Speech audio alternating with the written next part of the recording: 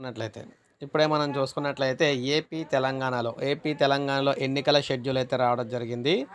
ఆంధ్రప్రదేశ్ తెలంగాణకు సంబంధించి ఎన్నికల షెడ్యూల్ అయితే ఇప్పుడే విడుదల చేయడం జరిగిందనమాట. తెలుగు రాష్ట్రాల్లో ఎమ్మెల్సీ ఎన్నికలకు షెడ్యూల్ విడుదలైంది. ఏపీ తెలంగాణలో 3 చొప్పున స్థానాల్లో ఎన్నికలైతే జరగనున్నాయి. ఈ మేరకు కేంద్ర ఎన్నికల సంఘం షెడ్యూల్ విడుదల చేసింది.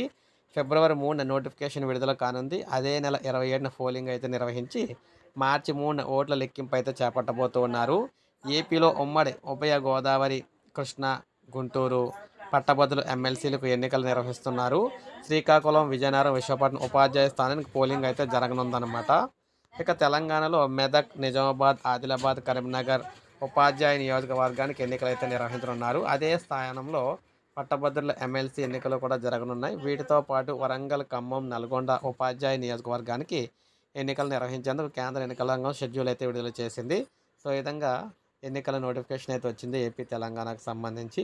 సో ఫిబ్రవరి 7న పోలింగ్ అయితే ఉండబోతుంది. మార్చి 3న ఓట్ల లెక్కింపు అయితే ఉంటుందన్నమాట. సో ఒక లైక్ చేయండి, సబ్స్క్రైబ్ చేసుకోకపోతే మన ఛానల్ సబ్స్క్రైబ్ చేసుకొని